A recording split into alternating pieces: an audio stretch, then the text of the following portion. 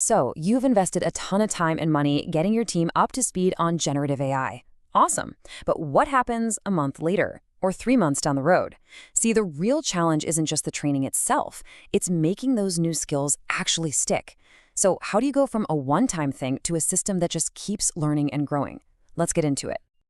And just so we're all on the same page, everything we're about to cover comes straight from Chapter 9 of the Developing a Training Program for Marketing Excellence tutorial by Virtualization Options LLC. It's such a common problem, isn't it? And it can be a costly one. All that excitement from the workshop starts to fade, and if you don't reinforce those new skills, they just wither away. You might have heard of it as the forgetting curve, and it basically means your training investment could be slowly vanishing into thin air. So, how do we fight back? How do we make sure those super valuable AI skills become a permanent part of your team's DNA? Well, the solution is to think bigger. We've got to shift our whole mindset from a single event to building what you might call a perpetual learning machine. Think of it as a whole ecosystem, right? You've got resources, people, and processes all working together to make sure learning never stops, long after the official training is over. It's really built on 3 key parts, so let's break them down one by one. Okay, first up, the foundation of this whole machine is a solid knowledge hub. This is basically the antidote to that critical know-how getting lost in a random email chain or buried in some folder nobody can find. You want to think of it as a living, breathing library of on-demand resources that your team can tap into anytime they hit a roadblock or just want to try a new technique. So what makes a resource library actually useful, instead of just a digital graveyard where good content goes to die? Well, it really comes down to 4 pillars. First, it has to be organized logically, so people can easily browse by topic or skill level without getting frustrated. A powerful search function, that's a total non-negotiable. And this is a big one. You need a process to keep everything up to date. Because let's face it, AI moves incredibly fast. And finally, you gotta have different formats, text, video, interactive stuff, so you're catering to how everyone actually learns. And a key piece of that library is what's called microlearning, these short, punchy little modules like 3 to 7 minutes long that can actually fit into a crazy busy day. And the most effective ones follow a really simple 4-step formula.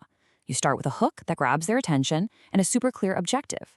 Then you deliver just 1 or 2 key points. That's it. After that, you give them a quick little activity to actually apply the skill. And finally, you wrap it up with a quick summary and a suggestion for how they can use it right away. That's the secret sauce for making learning bite-sized and making it stick.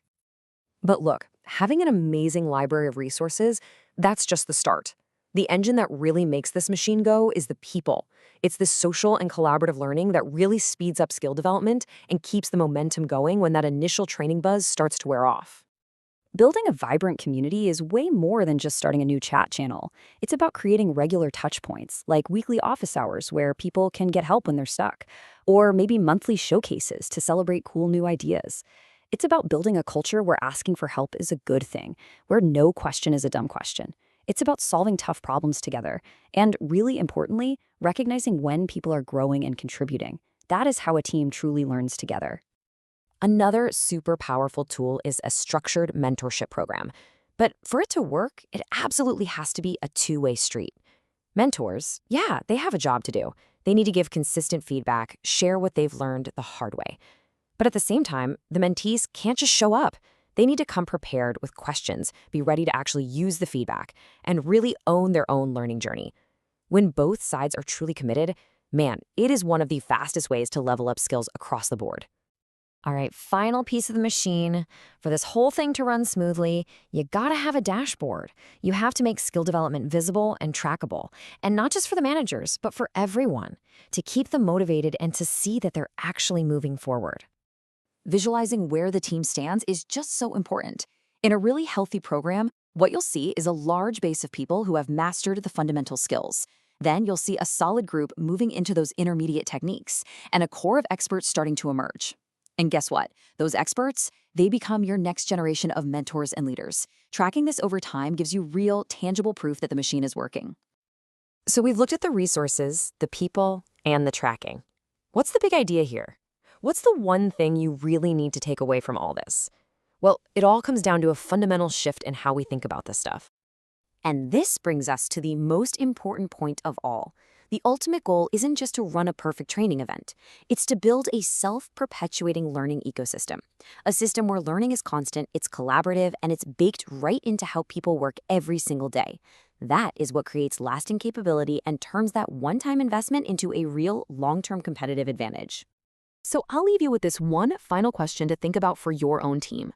Looking at those three components we've covered, that knowledge hub, the collaborative people-powered engine, and the progress tracking, which one of those is the most critical part of the machine that your team needs to build first?